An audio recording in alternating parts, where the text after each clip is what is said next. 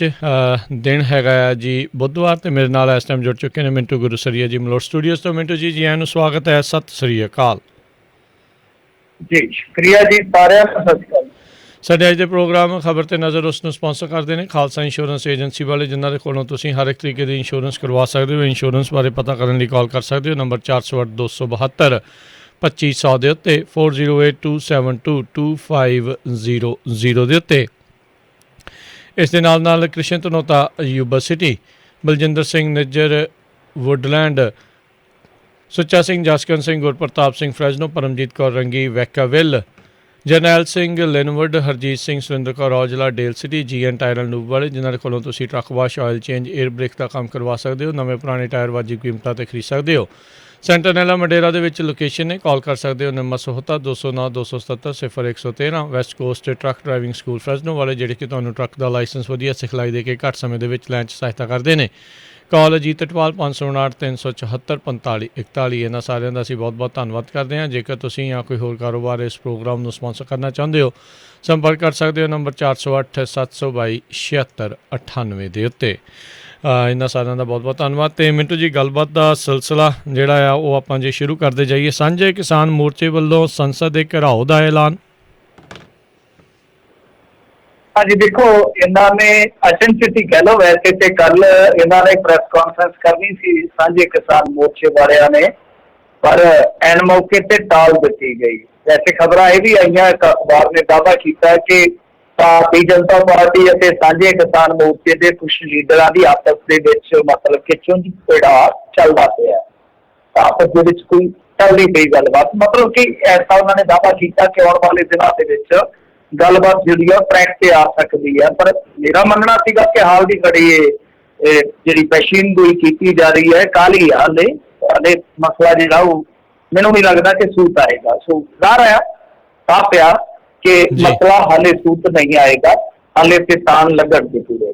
पर साझे किसान मोर्चे ने अपना प्रोग्राम जो लिखिया उसका ऐलान कर दिता, वो मैं तुहानू संक्षेप में दस देना। जिहड़े ने अज नवे प्रोग्राम दिते आ, एक तो यह कि 5 अप्रैल को 11 तो 6 बजे तक भारत के जिन्हें SBI के दफ्तर आ, तुहानू पता ही ना चल रहा है, SBI के दफ्तर के घेराव का ऐलान किया 10 अप्रैल को, यानी 5 दिन बाद फिर 24 घंटे लिए KMP रोड है जोड़ा वो जाम करूंगे।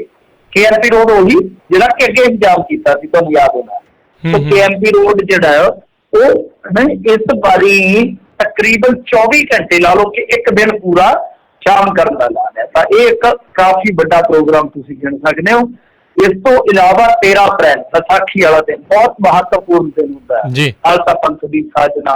इस तो इलावा ये समझते हैं आप कि जो साडा रिजक होंदा है वो समेटण की शुरुआत होती है। वैसे मेरे ख्याल के नानक शाही कैलेंडर का भी आगाज होंदा है नवे साल का। खैर उस दिन जलियांवाले बाग के साके ते इन्होंने श्रद्धांजलि प्रोग्राम रखे ने 14 अप्रैल, यानी बैसाखी तो एक दिन बाद मेरे ख्याल के नाल डॉक्टर भीमराव अंबेडकर जी का जन्मदिन होंदा शायद इस दिन, जो मैं गलत नहीं है तुसीं माड़ा चेक कर लो, फिर है कुछ ना कुछ इस मौके पर 14 अप्रैल को तुसीं चेक जरूर करो, क्योंकि मेरी भी जिज्ञासा बन गई है कि 14 अप्रैल को क्यों रखा गया, क्योंकि 13 तो एक दिन बाद फिर प्रोग्राम है, मतलब कि कोई खास दिन होगा। किसान मनाने के दिन संविधान बचाओ दिहाड़ा, ठीक है वही होएगा मेरे ख्याल से, संविधान बचाओ दिहाड़ा आ गया। और फिर सब तो बड़ा प्रोग्राम मई के पहले हफ्ते, तारीख नहीं है नोट कर लो, छोटे वाली चीज दिया कि डेट कोई फिक्स नहीं है, कोई रूट फिक्स नहीं है, सही कर रहे हैं सांझे किसान मोर्चे वाले, गलतियां तो सबक ले रहे हैं। कोई पक्की सड़क नहीं, कोई पक्का रूट नहीं, कोई पक्की तारीख नहीं, मतलब कि न्यूट्रल जहा प्रोग्राम है सीधा बिना गेर तो वो कहते कि संसद का घिराव करा जी।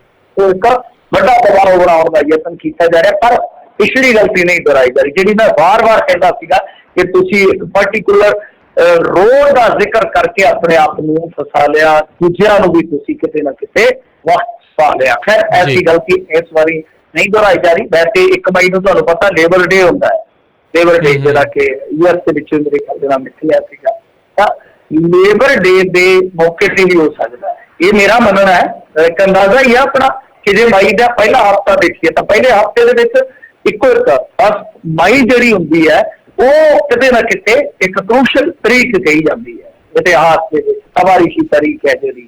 ਵੈਸੇ ਵੀ ਤੁਹਾਨੂੰ ਪਤਾ ਹੀ ਹੈ ਕਿਸਾਨ ਮਜ਼ਦੂਰ ਏਕਤਾ ਜ਼ਿੰਦਾਬਾਦ ਵਾਰ-ਵਾਰ ਨਾਅਰੇ ਲਾਏ ਜਾਂਦੇ ਆ।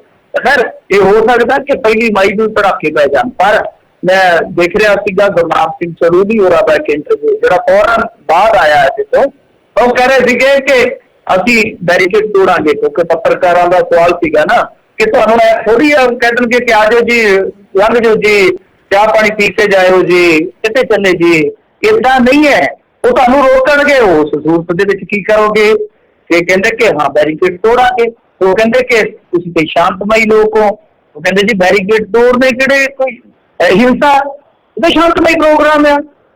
ਉਹ ਕਹਿੰਦੇ ਜੀ ਕਿ ਪਾਬੰਦੀਆਂ, ਉਹ ਕਹਿੰਦੇ ਕਿ ਪੈਦਲ ਬੰਦੇ ਤੇ ਜੱਥਾ ਦੀਆਂ ਪਾਬੰਦੀਆਂ ਹੁੰਦੀਆਂ, ਅਸੀਂ ਕਿਹੜਾ ਰੇਲ ਲਗਵਾਉਣੀ ਹੈ, ਅਸੀਂ ਤਾਂ ਪੈਦਲ ਜਾਣਾ, ਸਾਨੂੰ ਸਾਡੇ ਤੇ ਕਾਹਦੀ ਪਾਬੰਦੀ ਪਏਗਾ। ਮਤਲਬ ਕਿ ਗੁਰਨਾਮ ਸਿੰਘ ਚੜੂਨੀ ਇਹ ਗੱਲ ਜਿਹੜੀ ਆ ਡਿਸਕਲੋਜ਼ ਕਰ ਗਏ ਆਪਣੀ ਰਣਨੀਤੀ ਦਾ ਜਿਹੜਾ ਹਿੱਸਾ ਹੈ ਕਿ ਅਸੀਂ ਪੈਦਲ ਜਾਵਾਂਗੇ। ਮਤਲਬ ਕਿ ਪਿਛਲੀ ਵਾਰ ਵਾਂਗੂ ਇਹ ਨਹੀਂ ਹੈ ਕਿ ਅਸੀਂ ਕਹਾਂਗੇ ਕਿ ਲਿਆਓ ਬਈ ਖੇਤਾਂ ਦਾ ਰਾਜਾ, ਮਤਲਬ ਕਿ ਟਰੈਕਟਰ ਲੈ ਕੇ ਆਓ, ਅਸੀਂ ਟਰੈਕਟਰਾਂ ਤੇ ਜਾਵਾਂਗੇ। ਵੈਸੇ ਟਕੈਤ ਸਾਹਿਬ ਕਹਿੰਦੇ ਸੀਗੇ ਕਿ ਟਰੈਕਟਰਾਂ ਦਾ ਘਰਾਓ ਕਰਾਂਗੇ ਅਸੀਂ ਜਾ ਕੇ, ਪਰ ਐਸਾ ਇਹਨਾਂ ਨੇ ਨਹੀਂ ਕਿਹਾ।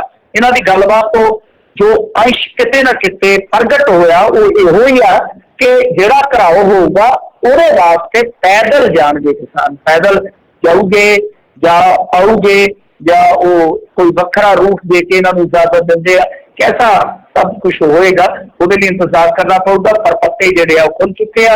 ਹੁਣ ਦੇਖਣਾ ਇਹ ਹੋਏਗਾ ਕਿ ਇਸ ਪ੍ਰੋਗਰਾਮ ਨੂੰ ਰਿਸਪੌਂਡ ਕਿਸ ਤਰ੍ਹਾਂ ਕੀਤਾ ਜਾਂਦਾ। ਤਾਂ ਆਉਣ ਵਾਲੇ ਦਿਨਾਂ ਦੇ ਵਿੱਚ ਇਹ ਚੀਜ਼ ਜਿਹੜੀ ਹੈ ਉਹ ਕਾਫੀ ਜਿਗਿਆਸਾ ਦਾ ਵਿਸ਼ਾ ਰਹੇਗੀ। ਜੀ ਜੀ ਬਿਲਕੁਲ। ਤੇ ਮਿੰਟੂ ਜੀ ਕੁਛ ਕੁ ਚੀਜ਼ਾਂ ਜਿਹੜੀਆਂ ਮੈਂ ਦੱਸ ਦੇਵਾਂ, ਲੇਬਰ ਡੇ ਇੱਥੇ ਸਤੰਬਰ 'ਚ ਮਨਾਇਆ ਜਾਂਦਾ ਹੈ, ਤੇ ਨਾਨਕਸ਼ਾਹੀ ਕੈਲੰਡਰ ਦਾ ਆਗਾਜ਼ ਜਿਹੜਾ ਮਾਰਚ ਮਹੀਨੇ ਦੇ ਵਿੱਚ ਨਵੇਂ ਸਾਲ ਦੇ ਵਿੱਚ ਜਿਹੜਾ ਉਹ ਕੀਤਾ ਜਾਂਦਾ ਹੈਗਾ ਜੀ। ਤੇ ਨਹੀਂ ਇੱਕ ਮਈ ਨੂੰ ਮਜ਼ਦੂਰ ਦਿਹਾੜਾ ਹੁੰਦਾ। ਹਾਂਜੀ, ਪੂਰੇ ਵਿਸ਼ਵ ਦੇ ਵਿੱਚ 1 ਮਜ਼ਦੂਰ ਨੂੰ, ਅਮਰੀਕਾ ਵਾਲੇ ਜਿਹੜੇ ਸਤੰਬਰ ਦੇ ਵਿੱਚ ਜਿਹੜਾ ਉਹ ਉਸ ਨੂੰ ਮਨਾਉਂਦੇ ਆ। ਅੱਛਾ ਹਾਂਜੀ ਹਾਂਜੀ। ਨਹੀਂ ਅਮਰੀਕਾ ਦੇ ਵਿੱਚ ਮੈਂ ਕਹਿ ਰਿਹਾ ਸੀਗਾ ਨਾ ਸ਼ਿਕਾਗੋ ਦੇ ਵਿੱਚੋਂ ਸ਼ਾਇਦ। ਜੀ ਜੀ ਜੀ ਜੀ ਜੀ ਜੀ। ਤੇ ਮਿੰਟੂ ਤੇ ਬਾਕੀ 14 ਤਰੀਕ ਵਾਲੀ ਗੱਲ ਬਿਲਕੁਲ ਤੁਹਾਡੀ ਠੀਕ ਸੀ, ਉਹ ਅੰਬੇਦਕਰ ਜਯੰਤੀ ਉਸ ਦਿਨ ਜਿਹੜੀ ਉਹ ਮਨਾਈ ਜਾਂਦੀ ਹੈਗੀ ਆ। ਤੇ ਅਗਲੀ ਵਧੀਆ ਇੰਨੀ ਕਿ ਤੁਹਾਡੀ ਹੈਲਪ ਹੋ ਜਾਂਦੀ ਹੈ ਕਿ ਜਿੱਥੇ ਮੈਂ ਗੱਲ ਠੀਕ ਕਰ ਲਾਂ। ਜੀ ਜੀ ਬਿਲਕੁਲ ਜੀ, ਇੱਕ ਮਿਲ ਜੁਲ ਕੇ। ਹਾੜੀ ਸੀਜ਼ਨ ਦੌਰਾਨ ਕਿਸਾਨ ਨੂੰ ਸਿੱਧੀ ਆਨਲਾਈਨ ਅਦਾਇਗੀ ਤੇ ਅੜੀ ਕੇਂਦਰ ਸਰਕਾਰ। ਆਹੋ ਜੀ, ਇਹ ਦੇਖੋ ਰੇਟ ਬੜਾ ਪੈ ਗਿਆ। ਜਿਸ ਕਰਕੇ ਉਸਦੇ ਜਦੋਂ ਅਸੀਂ ਟੈਲੀਵਿਜ਼ਨ ਲਾ ਕੇ ਖਬਰਾਂ ਸੁਣਨੀਆਂ ਸ਼ੁਰੂ ਕਰਦੇ ਪਏ ਸੀਗੇ ਤਾਂ ਉਸੇ ਵੇਲੇ ਹੀ ਇੱਕ ਤੀਰ ਕਮਾਨ ਜਿੱਦਾਂ ਕਹਿ ਲਈਏ ਨਾ ਕਿ ਛੱਡਿਆ ਹੁੰਦਾ ਤੇ ਉਹ ਆ ਕੇ ਸਿੱਧਾ ਵੱਜਦਾ ਨਿੱਕ ਦੇ ਵਿੱਚ ਤੀਰ ਦੀ ਨੋਕ ਜਿਹੜੀ ਆ।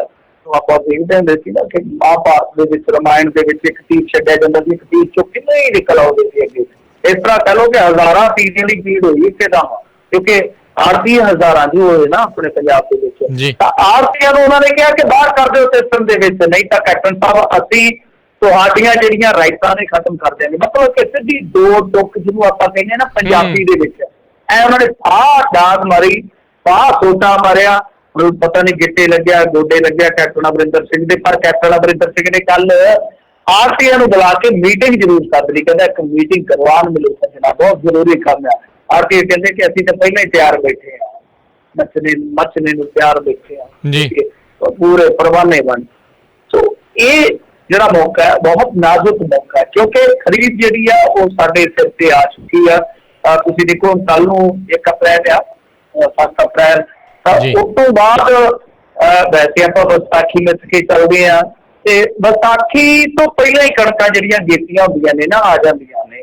ਇਹਨਾਂ ਨੇ 10 ਤੋਂ ਜਿਹੜੀ ਹੈਗੀ ਆ ਖਰੀਦ 10 ਤਰੀਕ ਤੋਂ ਸ਼ੁਰੂ ਕੀਤੀ ਆ, ਪਰ ਉਸ ਤੋਂ ਪਹਿਲਾਂ ਇੱਕ ਬਹੁਤ ਜ਼ਬਰਦਸਤ ਝਟਕਾ ਹੈ, ਸਿੱਧਾ ਸਾਫ਼ ਹੈ। ਮਤਲਬ ਕਿ ਕੋਈ ਪੋਲਾ ਨਹੀਂ, ਕੋਈ ਛੱਪਾ ਨਹੀਂ, ਬਿਲਕੁਲ ਕ੍ਰਿਸਟਲ ਕਲੀਅਰ ਗੱਲ ਉਹਨਾਂ ਨੇ ਕਰ ਦਿੱਤੀ। ਉਹਨਾਂ ਕਿਹਾ ਕਿ ਜਾਂ ਤਾਂ ਆਨਲਾਈਨ ਅਦਾਇਗੀ ਦਾ ਸਿਸਟਮ ਹੈ ਜਿਹੜਾ ਉਹ ਸਾਰਾ ਇਜਾਦ ਕਰਕੇ ਉਹਨੂੰ ਮੰਨ ਲਓ, ਪ੍ਰਵਾਨ ਕਰ ਦਿਓ। ਮਤਲਬ ਕਿ ਆਰਟੀਏ ਜਿਹੜੇ ਸਿਸਟਮ ਤੋਂ ਬਾਹਰ ਕਰ ਦਿਓ, ਅਦਰਵਾਈਜ਼ ਜਿਹੜੀਆਂ ਰਾਈਟਾਂ ਨੇ ਤੁਹਾਡੀਆਂ ਉਹ ਰੋਕ ਦਿੱਤੀਆਂ ਜਾਣਗੀਆਂ। ਰਾਈਟਾਂ ਮੀਨ ਮਤਲਬ ਕਿ ਜੋ ਤੁਹਾਨੂੰ ਖਰੀਦ ਦੀ ਸਹੂਲੀਅਤ ਆ, ਮਤਲਬ ਕਿ ਤੁਹਾਡਾ ਦਾਣਾ APMC ਐਕਟ ਤਹਿਤ ਦਾਣਾ ਮੰਡੀਆਂ ਚੋਂ ਚੁੱਕਿਆ ਜਾਂਦਾ ਹੈ ਵਿਦ MSP, ਉਹ ਅਸੀਂ ਕਿਤੇ ਨਾ ਕਿਤੇ ਖਰਾਬ ਕਰਦੇ ਹਾਂ।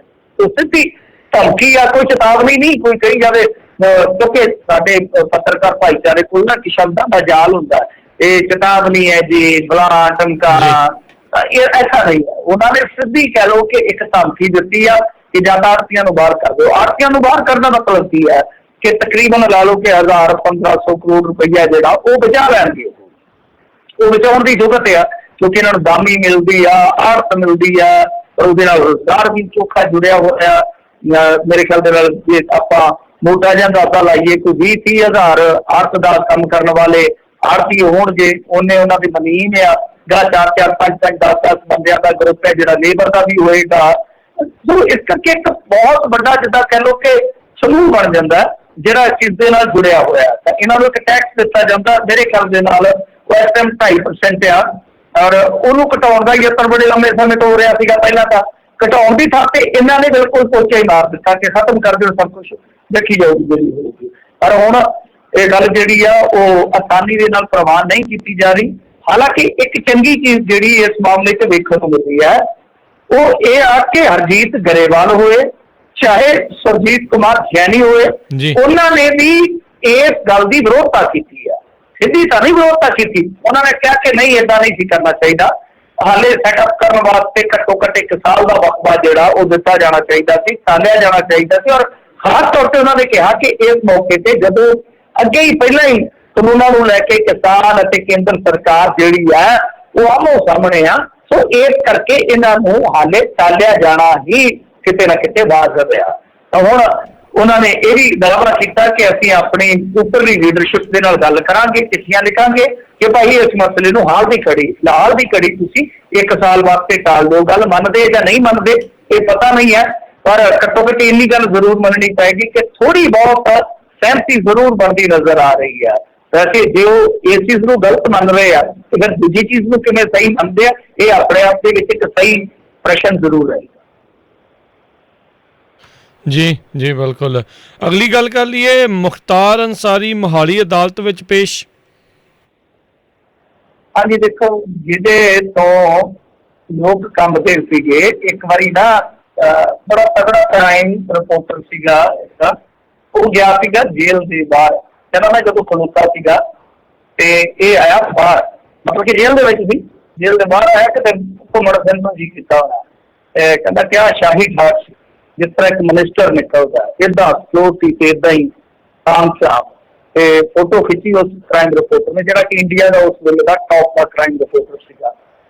बड़े अदब दे नाल कहंदा अंसारी ने आख्या बेटा फोटो छापी हो ना, फोटो छापी ना, फोटो ले ली है कोई गल नहीं है, छापी ना। मतलब कि यही है कि बाहर को मरद आया सीगा, मतलब कि अंसारी जेल दे विचों ऐ बाहर आ जांदा सीगा जिवें कई बार प्राहुणा आया हुंदा, कोई अपना गैस्ट आया होंगे तो वो चाह पाई पीने के बाद कहता कि बड़ा जहा गेड़ा कट के आइए, आओ देख के आइए। इस तरह अंसारी की दहशत थी, इस तरह का अंसारी का साम्राज सीगा कि जेल दे विच हो के भी सब कुछ करी जाता सी, वो करी जाता सीगा जिहड़ा बाहर बैठिया नूं करना जिहड़ा वो कई बार बहुत भारी पै जाता। खैर अंसारी पंजाब की जेल दे विच बीमार आ, लाचार आ, ते अज व्हील चेयर ते उहनूं लिआंदा गया।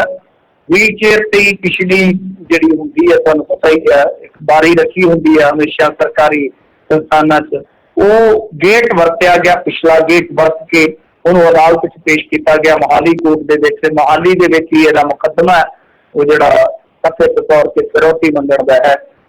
उस तो बाद इनू फिर रोपड़ जेल दे विच वापस खड़ेया गया, पर तैयारियां ने दसदे आ कि इनू जल्दी तो जल्दी यूपी की जेल के शिफ्ट कर दिता जाएगा। उन्होंने चाली पैना कहते हैं जेली भाषा के, चाली पैदूगी बहुत जल्दी इनू लै जाएंगे, जाए छड्डे या लै जाएंगे, दोनों चो एक चीज हो जाती होंगी है, क्योंकि सुप्रीम कोर्ट का ऑर्डर है। सुप्रीम कोर्ट ने हफ्ता को पहला इनू कहा कि विदिन 2 वीक इनू यूपी च छड्ड दो। यूपी अपनी मिट्टी, अपना देश, वैसे अपना देश ही है सारा, पर वो अपना गृह सूबा है जिहड़ा वो यूपी है। खैर देखो रोपड़ जेल दे विच बंद अंसारी नूं इत्थे कोर्ट च पेश करने का मकसद जिहड़ा सीगा वो तुसीं 2 तरीके नाल समझ सकदे हो कि एक तां मामला सीगा सुप्रीम कोर्ट दे विच, सीधी जी गल है, तुसीं जाणदे हो कि यूपी वर्सेज पंजाब बन गया सी मसला। वो कहते सी असीं खड़ना है, कहते सी कि नहीं यार बाबा दिल जिहा लग्या रहण दिओ, चंगा बंदा। तां इह एक खिचतान सी जिहदे विच यूपी जित्तिया। दूजा माजरा की सीगा कि हुण केस तां जिहड़ा ਉਹ ਉੱਥੇ ਚੱਲ ਰਿਹਾ ना मोहाली ਦੇ ਵਿੱਚ। ਤਾਂ ਕੋਰਟ ਦਾ ਕਹਿਣਾ ਸੀਗਾ ਕਿ ਕਮਾਲ ਦੀ ਗੱਲ ਹੈ ਇਹ ਕਿ ਤੁਸੀਂ ਖੁੱਲੀ ਖੇਡ ਫਰੂਕਾਬਾਦੀ ਬਣਾ ਰੱਖੀ ਹੈ ਭਾਈ, ਕਿ ਇਹਨੂੰ ਪੇਸ਼ ਹੀ ਨਹੀਂ ਕੀਤਾ ਤੁਸੀਂ ਕਦੇ, ਹੱਦ ਹੋ ਗਈ, ਲਿਆਓ ਇਹਨੂੰ। ਔਰ ਦੂਜੀ ਗੱਲ ਇਹ ਆ ਕਿ ਇਹਦਾ ਪੀਜੀਆਈ ਤੋਂ ਮੈਡੀਕਲ ਕਰਵਾ ਕੇ ਲਿਆਓ। ਤਾਂ ਹੁਣ ਮਸਲਾ ਕੀ ਸੀਗਾ ਕਿ ਯੂਪੀ ਦੇ ਵਿੱਚ ਜੇ ਚੱਲ ਜਾਂਦਾ ਅੰਸਾਰੀ ਤੇ ਮੁੜ ਕੇ ਉਹਨਾਂ ਨੇ ਪਤਾ ਨਹੀਂ ਇੱਧਰ ਕਰਨਾ ਸੀਗਾ ਕਿ ਨਹੀਂ, ਪਰ ਕੋਰਟ ਨੇ ਇਹਨਾਂ ਨੂੰ ਕਹਿਣਾ ਸੀਗਾ ਕਿ ਤੁਸੀਂ ਇਹਨੂੰ ਪੇਸ਼ ਹੀ ਨਹੀਂ ਕੀਤਾ ਭਾਈ, ਕੋਰਟ ਦੇ ਹੁਕਮ ਹੈ, ਕੋਰਟ ਦੀ ਅਵੱਗਿਆ ਦਾ ਹੁਕਮ ਬਣ ਜਾਣਾ ਸੀਗਾ। तो इस करके कोर्ट की अवज्ञा का मामला बन जाना सी, कहने का मतलब। तो इस करके इन्होंने जल्दी जल्दी उसकी एक पेशी भुगता दी है कि लो जी बंदा ठीक ठाक आ, अभी तुहाडे अगे पेश कर चले। पर हुण मेरे ख्याल दे नाल बहुत घट समा रह गया अंसारी का, जो पंजाब दे विच उहने अन्न पानी छकना सी तकरीबन छक लिया। और विदायगी होएगी अभी, और शायद कहे कि लै चले वे कैप्टन आ मैनूं लै चले। खैर पता नहीं हुण जाके की करूगे, क्योंकि इन्हों की तुहानूं पता जिप्सी भी पलट जाती है। इस करके अंसारी की बीवी ने राष्ट्रपति को गुहार भी ला दी है कि भाई मेरे पति की सिक्योरिटी का खास ख्याल रखा जाए, क्योंकि खास प्यार है ना, खास प्यार है भाजपा के नाल इहदा। क्यों? क्योंकि बड़ा मुकदमा यूपी के विच जिहड़ा पेंडिंग है वो इन्हां दे मैंबर पार्लीमेंट नूं मारन दा है। और उस मैंबर पार्लीमेंट नूं मारिया गया सीगा जिन्हें इन्हां दा बंदा हरा दिता सी, भरा हरा दिता सीगा। उन्होंने आख्या हरा किवें दिता, तेरी हिम्मत किवें हुई, नदाल किवें हुई। उन्होंने सद्दिया गया कि हाँ यार एक उद्घाटन करना है।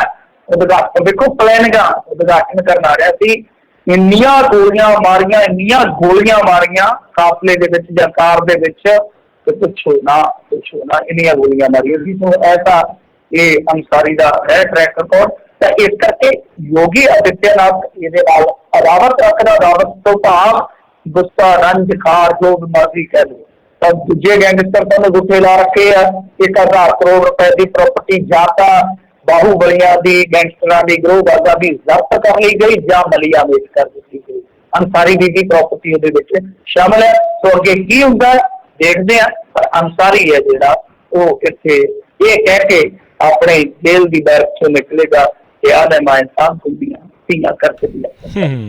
जी ਤੇ ਮਾਫੀ ਚਾਹੁੰਦੇ ਇੱਕ ਚੀਜ਼ ਦੇ ਲਈ ਮਿੰਟੂ ਜੀ, ਸਰੋਤਿਆਂ ਤੋਂ ਥੋੜੀ ਜੀ ਸਾਡੀ ਟੈਕਨੀਕਲ ਪ੍ਰੋਬਲਮ ਸੀਗੀ, ਕੁਝ ਸਮੇਂ ਦੇ ਲਈ ਵਿੱਚ ਆਪਣੀ ਆਵਾਜ਼ ਜਿਹੜੀ ਉਹ ਬਾਹਰ ਨਹੀਂ ਸੀ ਜਾ ਰਹੀ, ਪਰ ਹੁਣ ਉਮੀਦ ਕਰਦੇ ਹਾਂ ਵੀ ਸਾਰੇ ਜਾਣੇ ਆਵਾਜ਼ ਜਿਹੜੀ ਉਹ ਸੁਣ ਰਹੇ ਹੋਣਗੇ। ਤੇ ਆਪਾਂ ਮਿੰਟੂ ਜੀ ਅਗਲੀ ਜਿਹੜੀ ਖਬਰ ਆ ਉਸ ਦੇ ਉੱਤੇ ਜੇ ਵਧੀਏ, ਦਿੱਲੀ ਗੁਰਦੁਆਰਾ ਚੋਣਾਂ ਦਾ ਬਿਗਲ ਵੱਜਿਆ, ਅਕਾਲੀ ਦਲ ਨੂੰ ਝਟਕਾ ਤੇ ਫਿਰ ਮਿਲ ਗਈ ਰਾਹਤ। हाँ जी, अकाली दल वास्ते अज का दिन है जिहड़ा वो फिल्म सी ना जिवें कभी खुशी कभी गम, एक फिल्म और सी कुछ खट्टा कुछ मीठा, खट्टा मीठा। तो इस तरह का दिन रहा रलवान कि पहला तो इदा सीगा कि जदों दिन चढ़िया ये खबर आ गई कि अकाली दल बादल नूं भी रिकॉगनाइज कर दिता गया है। मतलब वो सारे एपीसोड का पता ही है ना कि किस तरह दिल्ली दे विच रूल नंबर 14 जिहड़ा सीगा गुरुद्वारा एक्ट दा वो अमेंड किया गया, जिहदे विच कहा गया कि सिर्फ society act they which registered धार्मिक पार्टियां ही चोण लड़ सकदियां। बस आही फंडा सीगा। हाई कोर्ट च गया मामला, हाई कोर्ट ने कहा कि भाई जो गुरुद्वारा चोण कमीशन के डायरैक्टर वो देखण ते उन्हां नूं ही चोण लड़न दी इजाजत देण जो धार्मिक पार्टियां ने। तां उन्हां ने एक नोटिस जारी कर दिता अकालियां नूं, कहंदे कि माड़ा जिहा दस दिओ कि तुसीं कौन हो जी। फिल्म ना हम आपके हैं कौन, कि तुसीं साडे हो कौन। तां इन्हां ने कुछ लिख के देण दी बजाय यकदम इन्हां ने कोर्ट दा रुख कीता। कोर्ट ही आसरा दिंदी है ना जदों बंदे दी सारे दरवाजे बंद हो जाते हैं। तां इन्हां ने डबल बेंच के कोल जाके अपील की कि स्टे करो, हड़ा स्टे कर दो, हड़ा कि रंजीत मणिया का प्रिंसीपल भी कट्टे राजे का ना उदा ही बस हड़ा जाके कहते कि भाई साडा ना ना कट्टो इस लिस्ट के स्टे करो, इनू किसी ना किसी तरीके के नाल। पर वो मामला जिहड़ा वाकया ही इन्हां लई कारगर साबित होया और इन्हां नूं बहुत वड्डी राहत मिल रही है। फुलका साहब इस मामले दे विच किते ना किते जो ये खेड चली है, जिवें जिद्दां कह लो कि एक ਵਿਸ਼ਵਨਾਥਨ ਆਨੰਦ ਤੇ ਗੈਰੀ ਕਾਸਪਰਵ ਦੀ ਕਿਤੇ ਬਾਜੀ ਚੱਲਦੀ ਹੋਵੇ ਨਾ ਸ਼ਤਰੰਜ ਦੀ, ਪੁਰਾਣੇ ਸਮੇਂ 'ਚ ਤੁਸੀਂ ਕਿਤੇ ਸ਼ਾਇਦ ਦੇਖਿਆ ਹੋਵੇ, ਜੀ ਤੇ ਬੜੇ ਦੋ ਬਹੁਤ ਕਮਾਲ ਦੇ ਕਰਕੇ ਦੇਖੋ ਸੁਪਰਸਟਾਰ ਸੀ ਸ਼ਤਰੰਜ ਦੇ। ਇਸ ਤਰ੍ਹਾਂ ਜੀ।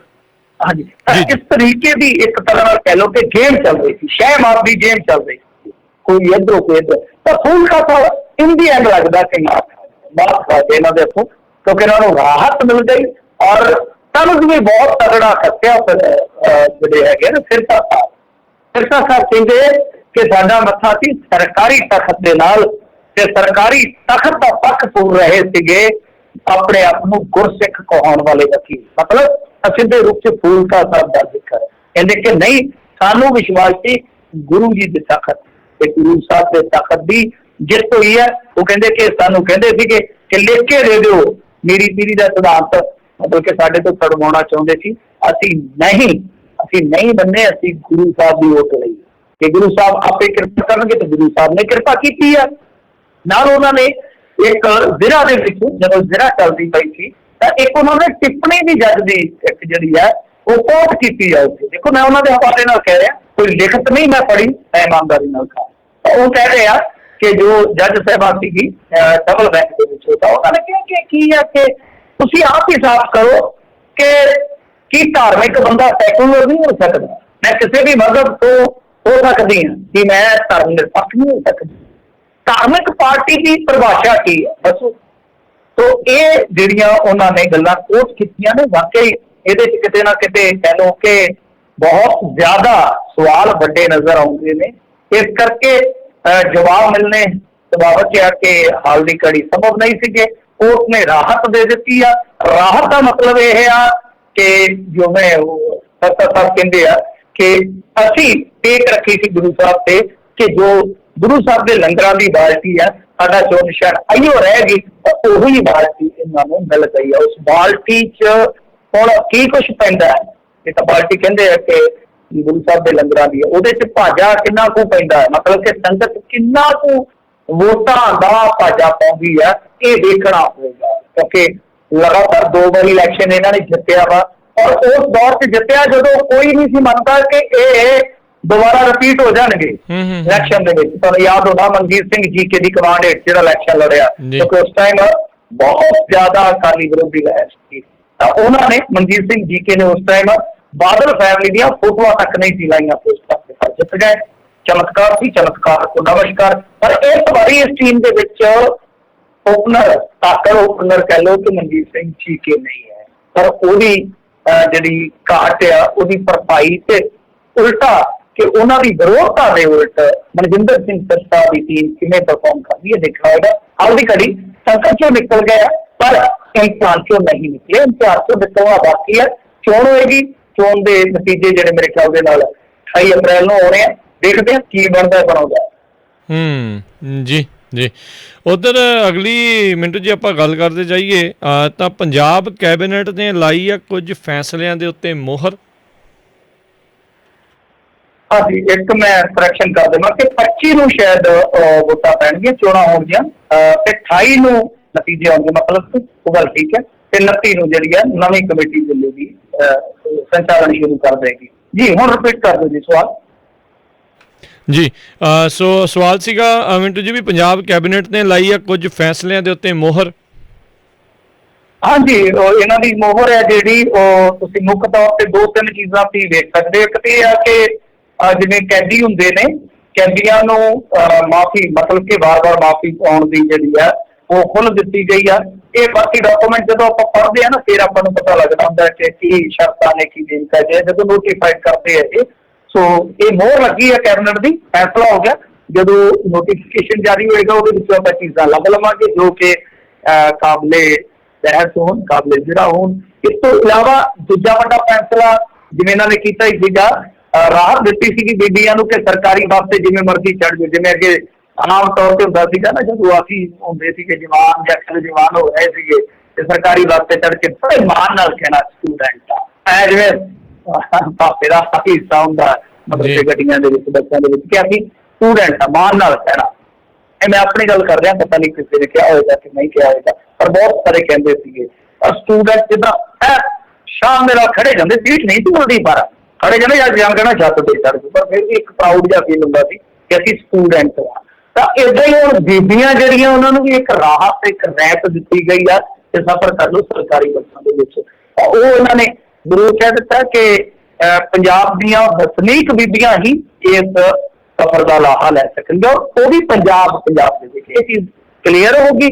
ਤਾਂ ਤੀਜੀ ਜਿਹੜੀ ਮੁੱਖ ਤੌਰ ਤੇ ਗੱਲ ਇਹਨਾਂ ਨੇ ਕਹੀ ਆ ਉਹ ਇਹ ਆ ਕਿ ਗਊਸ਼ਾਲਾਵਾਂ ਨੇ ਆਪਣੇ ਪੰਜਾਬ ਦੇ ਵਿੱਚ ਆਲਮੋਸਟ ਸਾਰੇ ਜ਼ਿਲ੍ਹਿਆਂ ਦੇ ਵਿੱਚ ਹੀ ਆ, ਕੋਈ ਹੋਊਗਾ ਕੋਈ 2-4 ਜ਼ਿਲ੍ਹੇ ਜਿਹੜੇ ਸ਼ਾਇਦ ਇਸ ਤਰ੍ਹਾਂ ਦੀਆਂ ਗਊਸ਼ਾਲਾਵਾਂ ਨਾ ਰੱਖਦੇ ਹੋਣ, ਪਰ ਜ਼ਮੀਨਾਂ ਸਾਰੀਆਂ ਥਾਵਾਂ ਤੇ ਹੈਗੀਆਂ।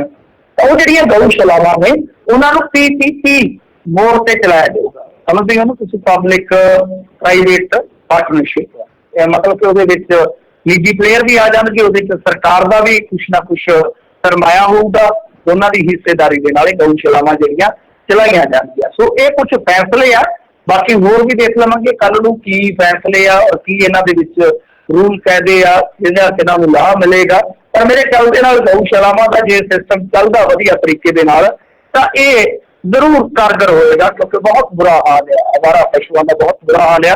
दूजी चीज़ जिहड़ी है वो इह आ, मेरे ख्याल दे नाल किते ना किते एक सवाल जरूर उठेगा, जिवें मैं तुहानूं कहा कि बेशकीमती ज़मीनां ने कि कल नूं प्राइवेट प्लेयर जिहड़े आ वो ज़मीनां ना लै जांदे हुंदे हौली हौली जी। खैर पर इस तो भी वधिया फार्मूला यही सीगा, क्योंकि बहुत सारे दोस्त है मेरे हिंदू भाईचारे के विचों जिहड़े कि कह लो कि बहुत जागरूक लोग भी है, उन्होंने लिबरल सोच रखने वाले, वो कहते सीगे कि असीं पहले ही ये गल कहने आ, वो मतलब कि पहले ही कह रहे सीगे कि असीं पहले ही कहने आ कि भाई सानू तुसीं विच इनवॉल्व करो, मतलब कि साडा तुसीं कंट्रीब्यूशन लिओ, सानू तुसीं विच भाईवाल बना दो, जिम्मेवारी साडी होवेगी और असीं आपे पिंडां दे विच किसानां दे नाल टाई अप कर लांगे कि तूड़ी पट्टा थोड़ा बहुत पिंडां दे विचों इकट्ठा करके साडे बंदे ले आया करनगे, कुछ दान असीं अपने भाईचारे वजों दिया करांगे, ते उहदे नाल असीं घट्टो घट्ट एक जिले च आराम नाल गऊशाला जिहड़ी तोड़ सकदे आ।